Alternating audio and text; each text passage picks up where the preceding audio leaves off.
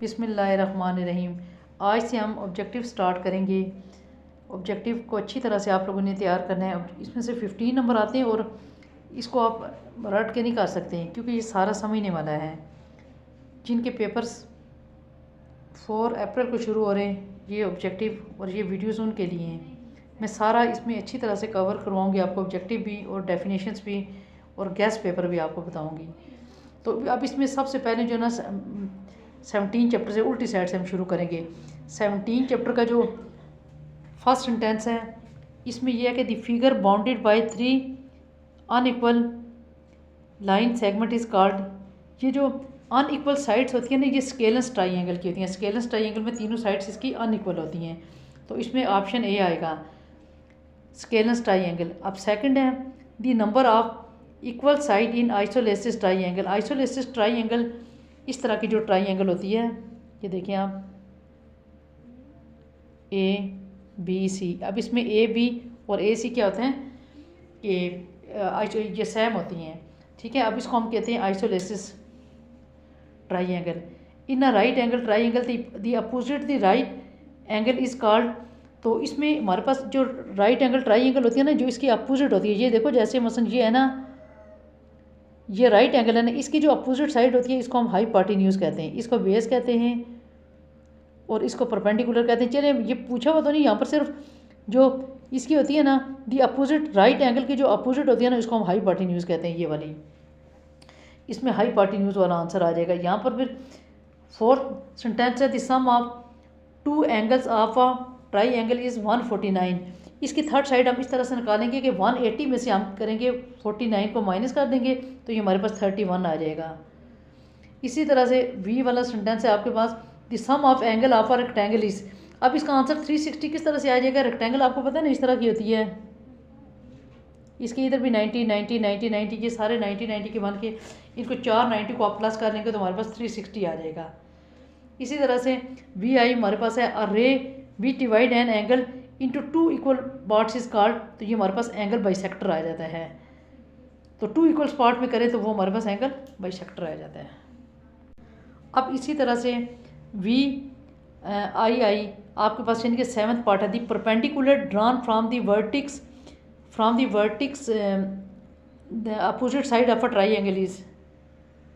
ये आपके पास इसमें आ जाता है आल्टीट्यूड। अब ये जो मैंने डी डी यहाँ पर लिखा हुआ ना, आप ये देखें यहाँ से, ये अब सही तरह से नज़र आ रही है। ये जो डी डी लिखा ना, तो ये आप इसको डेफिनेशन के तौर पे तैयार कर लें। तो क्योंकि 10 चैप्टर से लेकर 17 चैप्टर तक जो ना, जो थर्ड सेक्शन होता है उसमें सिर्फ डेफिनेशंस ही आती हैं, चंद क्वेश्चंस आते हैं, लेकिन आप डेफिनेशंस कर लें आपका सारा ये हो जाएगा। तो चलिए बहरहाल, ये जो डी डी मैंने 8 9 10 इनके आगे जो डी डी लिखा हुआ है, यानी कि आप इसको डेफिनेशन के तौर पर भी याद कर सकते हैं। यहाँ पर इजी वाली डेफिनेशन है ये, the point where the altitude of a triangle meet each other is called orthocentre. ये डेफिनेशन भी बन गई, तो आपका ऑब्जेक्टिव भी साथ तैयार हो जाएगा। अब आई एक्स है, the point where the perpendicular bisector of a triangle meet each other is called. इसमें सरकम सेंटर आ जाता है, ये भी आपने डेफिनेशन के तौर पे याद करना है। The point where the median of a triangle meet each other is called, इसको हम क्या कहेंगे? Centred triangle. फिर अब ये जो एक्स आई वाला सेंटेंस है, ये बहुत इंपॉर्टेंट है और ये भी, ये प्रीवियस चैप्टर्स में भी ये बहुत ज़्यादा आता है। ये एरिया ऑफ अ ट्राइंगल, ये हमारे पास आ गया ना, जो एरिया ऑफ ट्राइंगल होता है ना, वो 1/2 बेस मल्टीप्लाई हाइट। ये आपने छोटी क्लासेस में भी पढ़ा हुआ है, 1/2 बेस मल्टीप्लाई हाइट। अगर इधर ट्राइंगल की जगह पर रेक्टेंगल होता तो इसका होता बेस मल्टीप्लाई हाइट, और उसके लिए 2 से डिवाइड नहीं करते हैं। अब इसी तरह से ये वाला सेंटेंस भी नेक्स्ट प्रीवियस चैप्टर में भी आते हैं, the point where the median of a triangle meet each other divides in the ratio. तो ये हमारे पास मीडियन के लिए 2:1 आ जाता है। अब देखें एरिया ऑफ अ ट्राइंगल। अब इसमें ठहरे मैं आपको कैलकुलेटर से सॉल्व करके बताती हूँ। अब ये देखें ना, ये जो 13 वाला है, area of a triangle with, इसमें 7 सेंटीमीटर बेस दी हुई है और हाइट 2.6। अब आपने एरिया ऑफ ट्राइंगल निकालना है, मैं आपको बताती हूँ किस तरह से। ये देखें, ये आपको कैलकुलेटर नज़र आ रहा है। अब इस पर देखें, आपने क्या करना है, मल्टीप्लाई 7 को मल्टीप्लाई 7 मल्टीप्लाई 2.6,